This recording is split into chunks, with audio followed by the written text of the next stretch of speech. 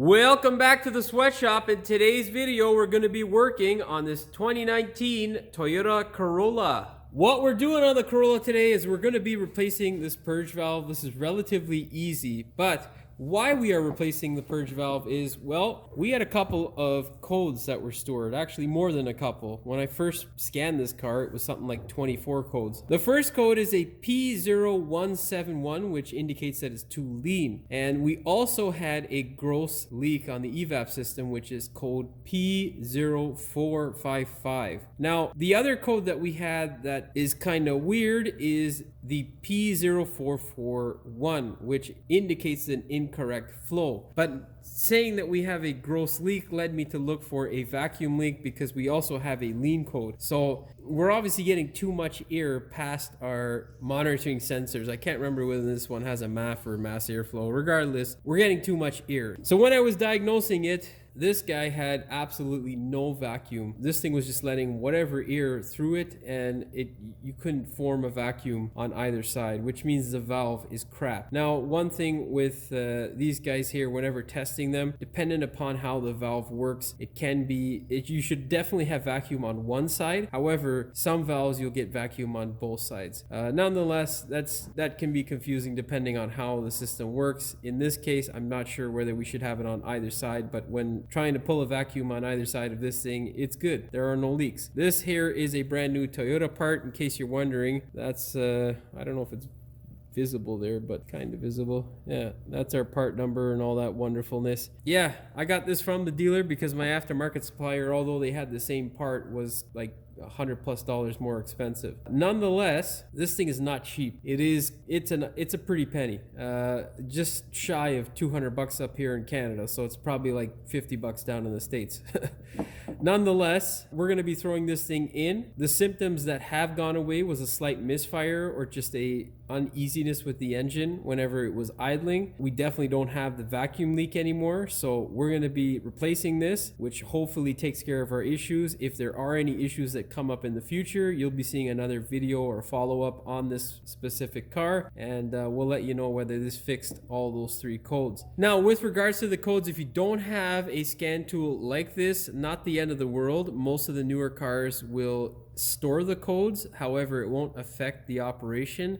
And eventually, once you clear the engine codes and it doesn't see any issues after a few cycles, or after you clear those engine codes, everything will go back to normal. That is the hope. However, we don't know that for sure. Anyhow, before we get started with today's video, do me a big favor, hit that subscribe button as well as the notification bell so you never miss one of my new videos. All right, let's go ahead and open up the hood and I'll show you where this purge valve is. It's quite simple, really easy to change. Just got to be careful about it and don't screw anything up. All right, first step is you're going to pull off the engine cover. It is really easy. There are no bolts. You just got to lift up on it nice and gently. Don't be overly aggressive. You will damage these little plastic pieces, and if you do, well, this engine cover, who knows how much it is? Because if that purge valve is like $200, this thing's probably a good $300-400 up here. Off in the corner there is our purge valve. You'll need a 10mm and a Phillips screwdriver. This here is our wonderful purge valve, and that is the wonderful 10mm that holds it. Thankfully, Toyota's made this really easy to change. Now, you'll need a vice grip, preferably, to take this guy off here. It's not very hard at all. A needle nose vice grip, usually what I use, and you can see here, this is the solution that I came up with, just a piece of duct tape over this guy here to shut it up. That was to diagnose whether it took away our misfire, which it did. Now, we didn't have a code for a misfire, and it wasn't like a strong misfire. What it was essentially was just a bit of hesitance because the computer doesn't know what the hell's going on. Nonetheless, get yourself a 10mm and just drive that guy out there. 1/4" shallow socket will do.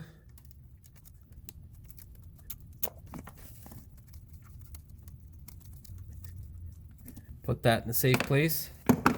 And then just simply pull this guy off.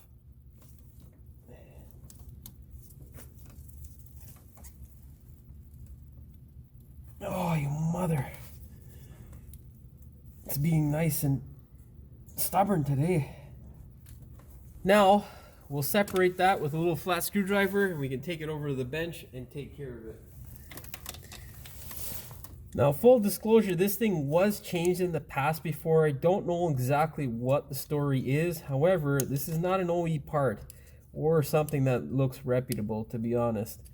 Usually, OE parts are, well, manufactured parts that are supposed to be good enough to be OE will be really close to what the manufacturer is in terms of shape. This one's slightly off. I don't know what caused this, and I hope that we don't have another issue, but you can also see there the pin's kind of wonky and whatnot, and yeah, not a good situation. Anyhow, let's go over to the bench and we'll swap this over. All right, just grab a Phillips screwdriver. You're gonna loosen this guy out. Oh my god, it's a bit tight. Yeah, there you go. I think he tried to put it on with a vice grip. There is some etching on this thing. Yep, smart guy. Anyhow, take this trash and toss it in the trash where it belongs. If you hook vacuum to this, which I'm not going to do, there is no vacuum. You can see the difference here between the Toyota one. Just slightly different in terms of shape. Not a huge problem per se, but sometimes can indicate the quality that you're getting. So, you know, just be aware of that. Put this guy on here and thread it in. Always be gentle when threading it in. You don't want to, you know, screw anything up.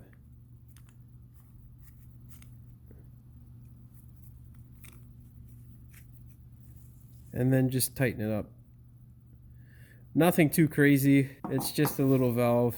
And yeah, that's it, you know. Pretty damn simple, isn't it? Here, I will tell you, if you are going to get something, make sure you get it from a reputable parts company. I obviously recommend Toyota because, I mean, generally their stuff lasts. However, this guy here is made in Mexico, but it's supposed to be under Toyota quality, and that's the part number there in case you're wondering. Who knows, if you have a bit of time and, you know, you can look around online, you might be able to get something considerably cheaper if you can use the Denso part. But yeah, don't get cheap shit, because I think this lasted the customer, what was it, like 2 weeks, Alan? Yeah, approximately 2 weeks, and it was trash. So yeah, hopefully that's not a sign of things to come for this guy here. It may be that we have an issue and there may be fuel getting in. I'm not sure, but nonetheless, we're gonna replace this and see what happens.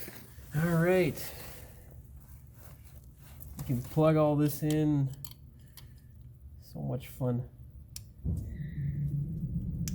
There's that piece of junk compressor there to irritate my clip. What to do? Thread the bolt in. I'm not looking up any torque specs for this thing. Well, before you thread the bolt in, just push this guy on and into place.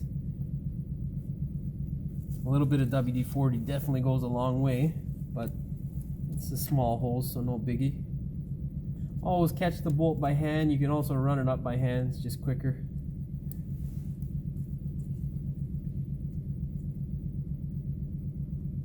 I wish all jobs were like this, nice and easy, you know? But hey, you can't win them all, right? And just thread it up and tighten her down, nothing too crazy. If you're looking for a torque spec, I would say nothing more than 7 foot-pounds or 10 newton meters. I'll slide that beauty on and we'll clamp it, clear the codes. We'll send the customer away, and hopefully we have some good news to report in the comments when I list this or put this video up. Whenever clamping, you want to get it as close as possible to where the original clamp marks were, just so you know it's compressing in the same fashion. And yeah, now let's go clear those codes. All right, we're gonna go back here. We've read our codes, so let's clear them, and then we'll check out the other systems. Okay, so there's our cruise control radar crap. Blah, blah, blah. Nobody cares. We go to read codes just to make sure. Okay, so there you go. When I go to read the codes here, yes, they registered on that system, but they're not there anymore. So they are related to the engine performance. So if you have a cheapo scanner like I have and usually use, it's probably going to be fine if you clear the engine codes and everything will go back to normal. Yeah, so okay, there you go. Our systems are all good to go. They're all green, blah, blah, blah. Wonderfully.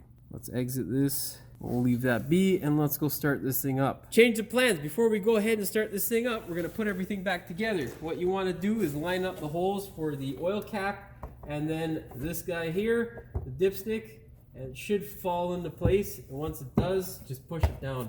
if it doesn't line up, do not smash it like an ogre. You will break it. And like I say, these covers can be quite expensive, and they're not just decorative. They do serve a purpose. They keep the injector noise, they keep it down so you don't hear it. It also, some of them can be used for cooling certain things, so you know, better to have the ugly piece of crap than to not have it. In this case, it's mostly just sound deadening. I don't know why I talked about that. It just put the goddamn cover back on, don't break it.